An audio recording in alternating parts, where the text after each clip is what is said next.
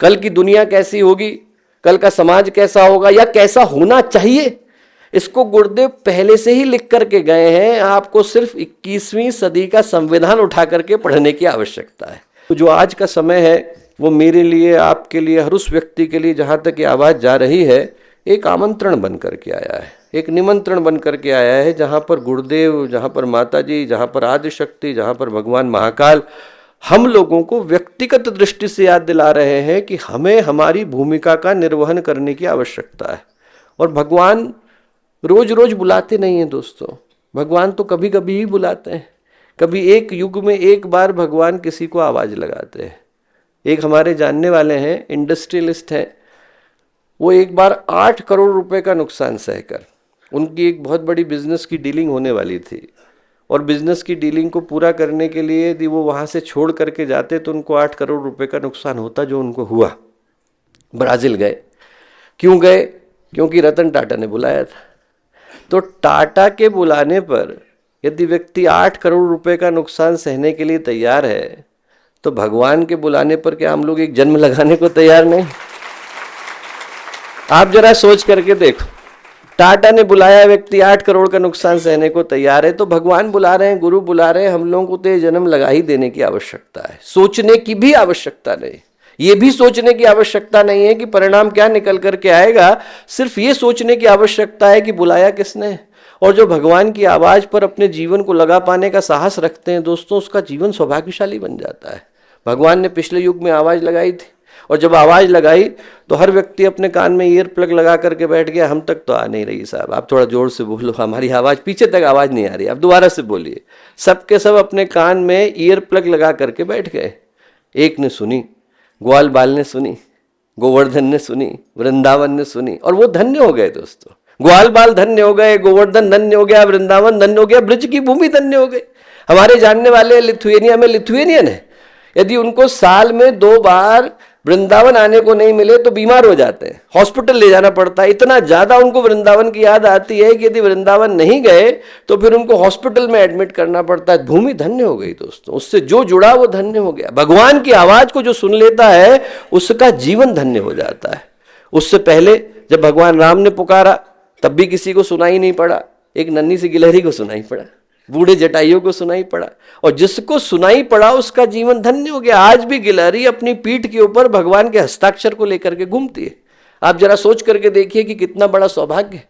दूसरों की दृष्टि से लगता है कि व्यक्ति दुर्भाग्य का प्राप्त बन रहा है, पर जो व्यक्ति भगवान के आगे अपने जीवन को आहूत करता है उसकी दृष्टि से सोच करके देखें तो उसके जीवन की सबसे सौभाग्यशाली घटना घट रही है।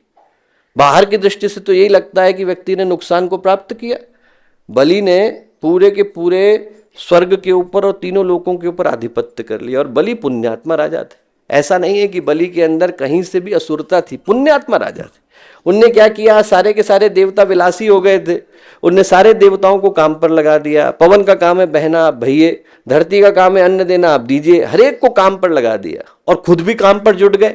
निरंतर तपस्या करते थे, निरंतर यज्ञ करते थे, निरंतर दान देते थे, पुण्य बढ़ता ही चला जा रहा था। अदिति जो देवताओं की माँ थी, उनको भगवान ने वचन दिया था कि यदि तुम कुछ भी मांगोगी तो मैं उसको पूर्ण करूंगा। अदिति अपने पुत्रों के लिए मांगने के लिए गई। उनने भगवान से कहा कि आप ऐसा करिए कि आपके अलावा तो बलि को युद्ध में कोई हरा नहीं सकता है। बोले आप जो है बलि को युद्ध में हराइए। तो भगवान ने कितनी प्यारी बात बोली। भगवान बोले युद्ध में तो उसको मैं भी नहीं हरा सकता हूँ, मांग करके ही ला सकता हूँ। इतना पुण्य उसका है कि उसको हरा पाने की सामर्थ्य युद्ध में मेरे पास भी नहीं, मांग करके ला सकता हूं। तो भगवान दान में मांग करके लाए। भगवान युद्ध करने के लिए नहीं गए, 52 अवतार बने तो भगवान दान में मांग करके लाए कि तू तीनों लोग मुझे दे दे। और तीसरा पग रखते समय में फिर से पुण्य ले लिया। बलि ने कहा कि तीसरा कहां रखेंगे, मेरे सिर पे रख लीजिए। भगवान को वो पुण्य भी देना पड़ा। ऐसे महान बलि। और उसके बाद फिर क्या हुआ कि जब पूरा साम्राज्य ले लिया तो इंद्र को लगा कि मैं बलि को बताता हूं। तो बलि के पास गए, बलि से जाकर के बोले कि देखा मैंने सब ले लिया। तो बलि बोले अरे तुमने नहीं लिया है, भगवान ने लिया है। और बोले जहां तक लेने और देने का प्रश्न है तो मैंने अपना साम्राज्य दिया है, पराक्रम थोड़े दिया है। अभी 2-2 हाथ कर लेते हैं, पता चल जाएगा कि कौन ज्यादा बलशाली। और बोले जहां तक लेने देने का प्रश्न है तो तुम सोच करके देखो कि इस संसार में सबसे ज्यादा देने योग्य क्या? तीनों लोक। उससे बढ़कर के तो नहीं दिया जा सकता। कोई हीरा दे देगा, कोई 1 करोड़ रुपया दे देगा, कोई 1 अरब दे देगा, पर तीनों लोक से बढ़कर के तो नहीं दिया जा सकता। तीनों लोक। और लेने की दृष्टि से सबसे बड़ा कौन? तीनों लोकों के अधिपति भगवान विष्णु। बोले मैंने तीनों लोक लिए, तीनों लोकों के अधिपति को दान में दिए, जो बदले में मुझे मिलेगा उसका तुम अंदाजा भी नहीं लगा सकते हो। क्या मिला? ये मिला कि भगवान ने बलि को वचन दिया कि उनसे पहले की 7 पीढ़ियां, बाद की 7 पीढ़ियां, 14 के 14 लोग एक साथ बैकुंठ को जाएंगे। एक युग में एक बार बैकुंठ का दरवाजा खुलता है और 14 लोगों को स्पेशल एंट्री भगवान को देनी पड़ी। एकदम से डायरेक्ट एंट्री है, 14 के 14 बैकुंठ को जाएंगे। और क्या बोले? तुम्हारा नाम लेकर के यदि कोई मुझे बुलाएगा तो मुझे वहां पर उपस्थित होना पड़ेगा। ये न बद्धो बलि राजा दानवेंद्रो महाबला। हम लोग कह करके पुकारते हैं कि नहीं? जब रक्षा सूत्र बांधते हैं तो कहते हैं कि हे भगवान, जिस तरीके से बलि से आप बंधे वैसे ही हमसे आकर के बंध जाइए। और भगवान को आना पड़ता है। एक व्यक्ति का सौभाग्य हजारों व्यक्तियों को सौभाग्य दे करके गया। बाहर की दृष्टि से लगता है दोस्तों कि जो भगवान की योजना में जुड़ा, जो गुरु की योजना में जुड़ा, जो सत्य की राह पर अड़ा, जो धर्म के मार्ग पर चला, जिसने अपने जीवन को आहूत किया, जिसने अपने जीवन को उत्सर्ग किया, उसने पाया क्या? जो उसने पाया वो अपने भीतर पाया। और वो सौभाग्य दोस्तों मैं आप लोगों को याद दिलाने आया। हमारे YouTube चैनल शांति कुंज वीडियो गायत्री परिवार को सब्सक्राइब करें एवं बेल आइकन जरूर दबाएं ताकि गायत्री परिवार की विभिन्न गतिविधियों की जानकारी आपको मिलती रहे।